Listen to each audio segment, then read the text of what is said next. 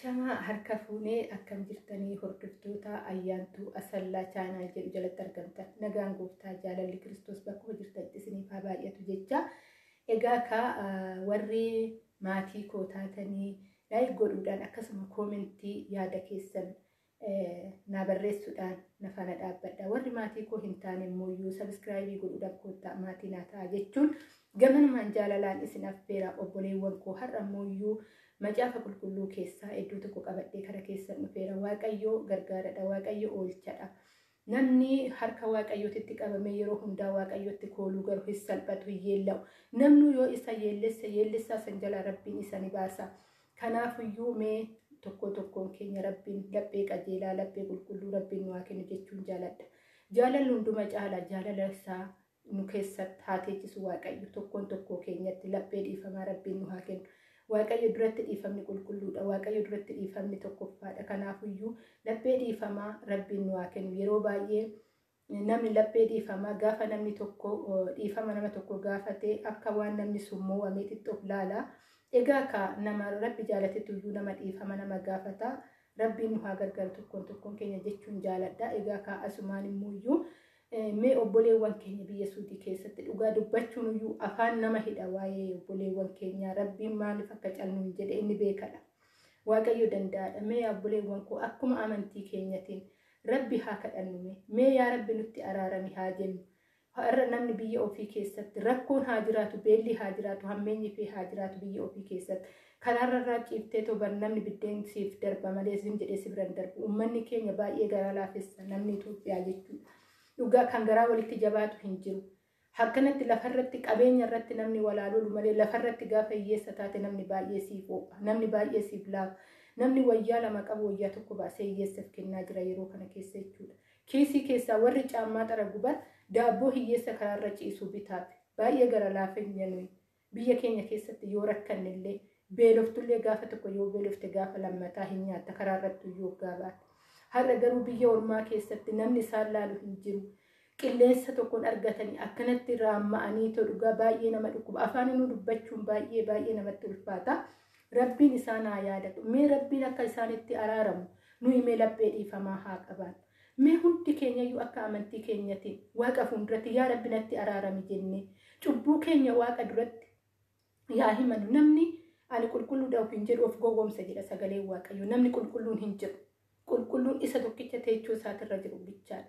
Kanaafiyyuu mee badii keenya yaa rabbi nutti araarami jennee rabbii keenya haa kadhannu. Mee rabbiin nutti haa araaramu. Waa'ee isaaniitiin mee sababa keenyaaf rabbiin isaaniittiin eekkamini mee rabbii keenya haa kadhannu. Baay'ee nama dhukkuba waa'een isaanii dubbachuudhaaf. Akka nu afaan hin dubbannu kana namni itti jiraatu baay'ee miidhama. Namni jaallaalu haga kana kan dadhabne isaan kan itti jiraatan ijaanuu argaa jirra haala isaanii jireenya isaanii jechuudha. Dhugaa baay'ee nama dhukkuba. Mee badii keenyayyuu hin beeknu rabbi nutti araarami haa jennu. Mee macaafa qulqulluu keessaa waa'ee qajeelummaa waaqayyo maal nuun jedhame macaafa qulqulluu keessaa iddoo tokkoon dubbisaa faarfannaa macaafa faarfannaa 37 lakkoofsa 32 gubbaatti namni jallaan jedha. Namni jallaan riphee nama qajeelaa ni eeggata. Isa ajjeesuu ni barbaada jedha. Waaqayyo garuu harka isaatti isa hin kennu. Yoomiyyuu namni itti faradu jedhus yakka itti hin murteessu jedha waaqayyo. Namni jallaan nama qajeelaa ripheen ni eeggata jedha. Garuu waaqayyo dabarsee isan kennu. Namni sitti murteesse rabbiin isatti murteessu jedha. Gaafa qajeelaa taate namni sitti murteessuu danda'a. Ati qajeelaa taatee firdii dhugaa dhabde ta'a. Waaqayyo garuu firdii dhugaa namaa kenna. Namni jallaan gaafa sitti murteessu waaqayyo sitti murteessu. Murtiin waaqayyo sirratti hin ta'in malee murtiin namni sirratti murteessu homaa sin godhu.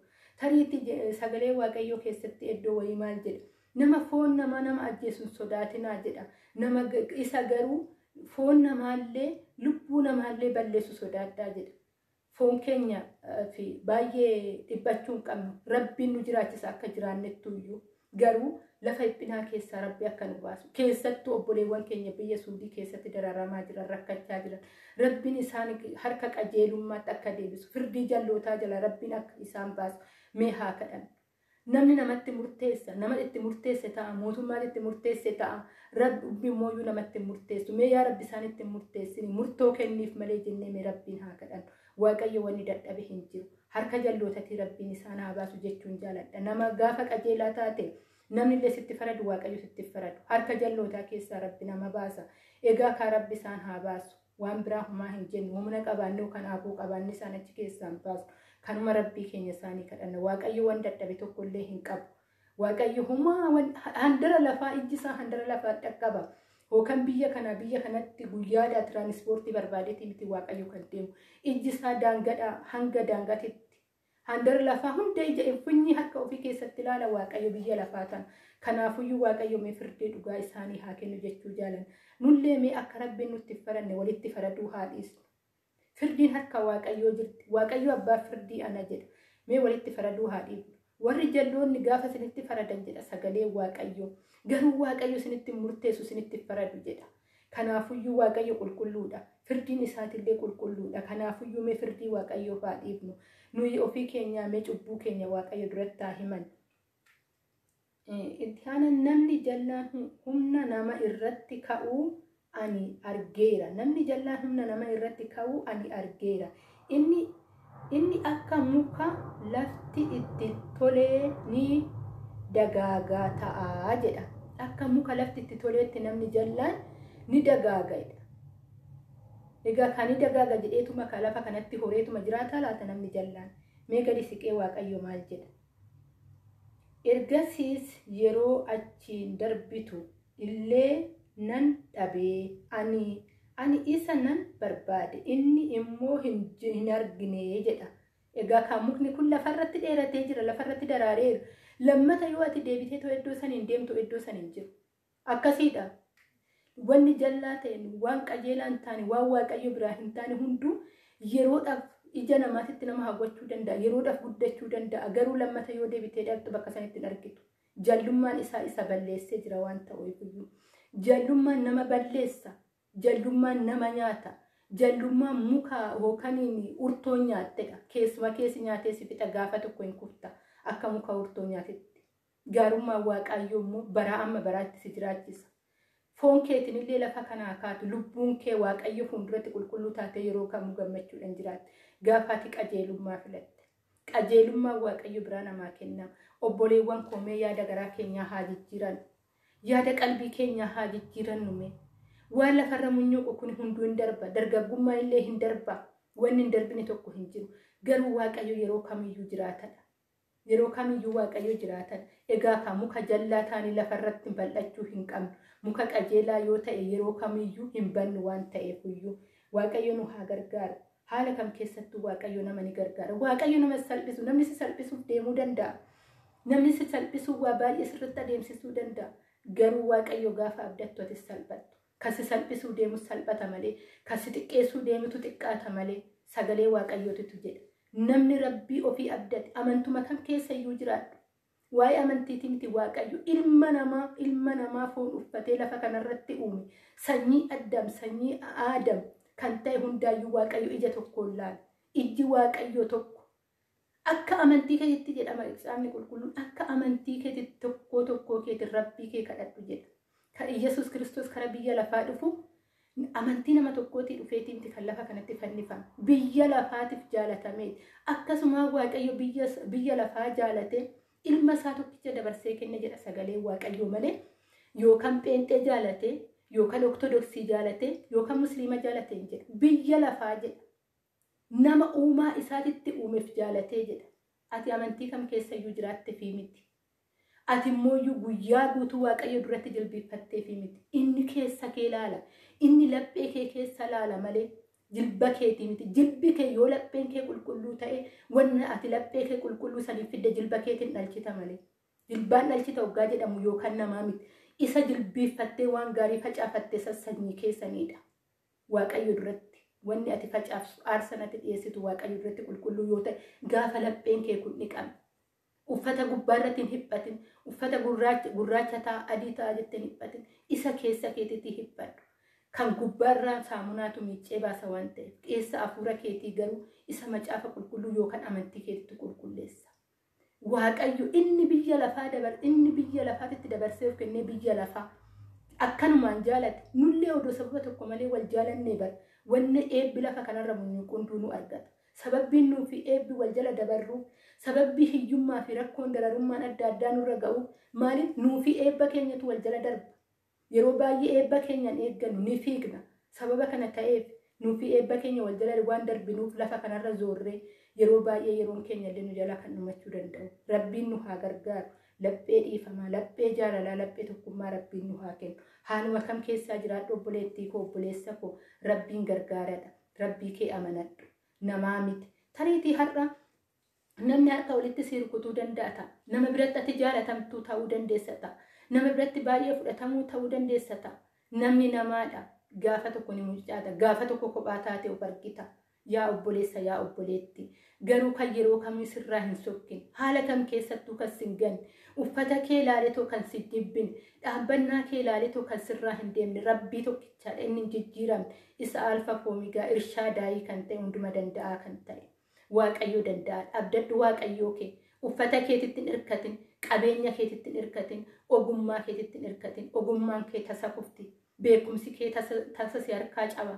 beekumsi waaqayyoo keessa gaafa taatu gargaarsa waaqayyoo keessa gaafa taatu sammuu hidhametu hiikama ija jaametu ifa gaafa waaqayyoo keessa taatu obboleessa koo obboleettii koo rabbii kee abdadhu eenyummaa kee abdatin adeemsa kee abdatin yookaan mana ijaarrattin abdatin abdiin kee waaqayyo haa ta'u amantuma kam keessaa jiraadhu rabbii si uume abdadhu gaafa isa abdattu ati caaltee argamta fiigichi kee waaqayyoo kee wajjin haa ta'u fiigicha dorgommii namaan hin dorgomin hojii namaatiin hin dorgomin adeemsa namaatiin yookaan jechoota namni fayyadamteetu hin dorgomin dorgommii waaqayyoo kee wajjin godhadhu gaafa dorgommii waaqayyoo kee wajjin godhattu ati caaltee argamta har'aayyuu lafarra akka eelii taatu boru garuu ati caaltee argamta eeliin baay'ee dadhabaadha deemsarratti baay'ee dadhabaa ture garuu caalee argame kanaafuyyuu ati caaltee argamta dorgommiin kee waaqayyoo kee wajjin haa ta'u nama hookan hiriyaa keetii miti yookaan mana keetii miti yookaan qabeenya yookaan kan ati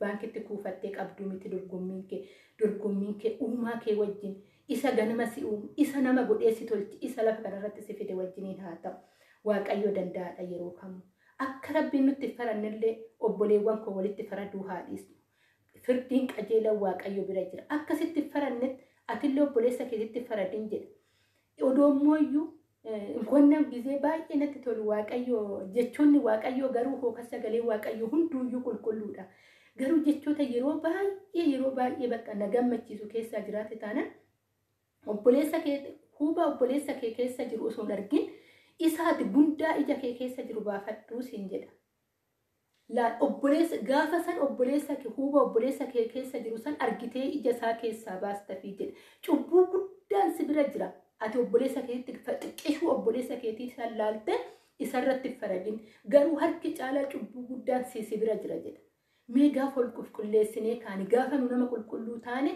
obboleessa keenyatti obboleettii keenyatti murteessuu haa deemu walitti murteessuun baay'ee ulfaata sagalee waaqayyootitu jedha kanaafuyyuu obboleewwan koo haga danda'amin namoota kabajaa haalaan uumaa rabbii namni akka ofitti rabbiin nama uume namuma kamiifiyyuu kabajaa haalaan akka boru nutti faradamnetti boru akka abaarsi badaadha dhaloota amma abbaa torbaan nama reeba sagalee waaqayyootitu jedha dhaloota keenya irratti akka abaarsi hin taane dubbii arraba keenyaa ofaa eeggan wanni arrabni fidu homtuyyuu arrabni baay'ee qaama xiqqishuudha garuu yeroo baay'ee qaama keenya xureessiti kanaafuyyuu arraba keenyaa eeggan eebba dhaloota keenyaa dabarsinu boru nu nama taaneetoo nama uummachuu deemu kan gaa'ila keessa hin jirre nama gaa'ila uummachuu deemnudha kan ijoolleen uummane nama ijoollee uummachuu deemudha kanaafuyyuu eebbi waaqayyoo dhaloota keenyaa akka qaqqabu eebbi waaqayyoo gaa'ila keenyaa akka qaqqabu waanuma gaarii ta'e waanuma qajeelaa ta'e waanuma waaqayyoon keenya jaalatu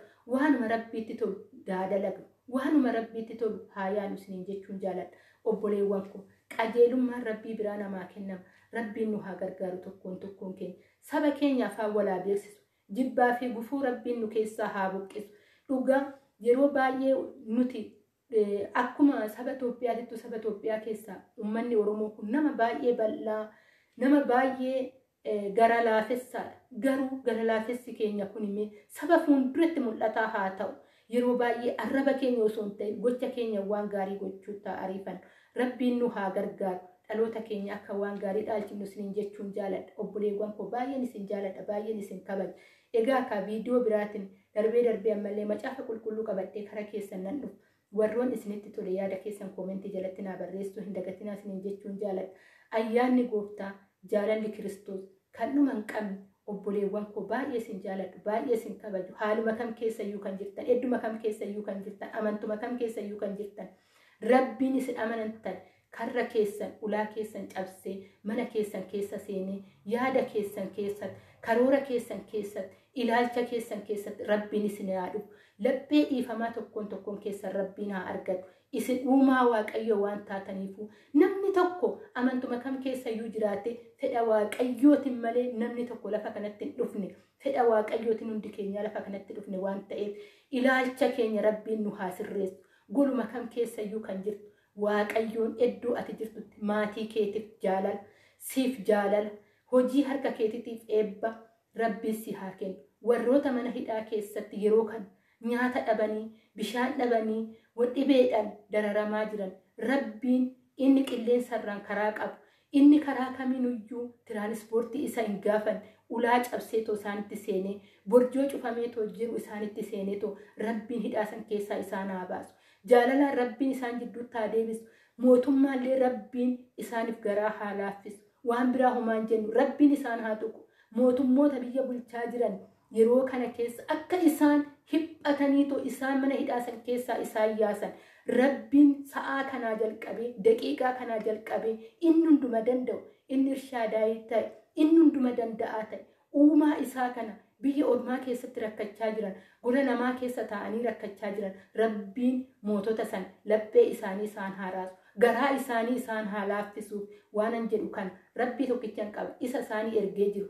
Ogummaan ani qabullee Rabbii koo tokkichaadha. Beekumsi ani qabullee Rabbii koo tokkichaadha. Rabbii koo isaanii ergee jira. Iddoo isaan jiranitti uffata dhabanii qullaa ciisanitti Rabbiin uffata isaanii ta'ee, nyaata dhabanii Rabbiin nyaata isaanii ta'ee achi keessaa isaan haa baasu. Qabeenyi koo Waaqayyo tokkicha waan ta'eef isa isaanii ergeetoo jira. Amma viidiyoo biraatiin walitti deebinutti nagaatti naa tura. Baay'een isin jaaladha, baay'een isin qaba.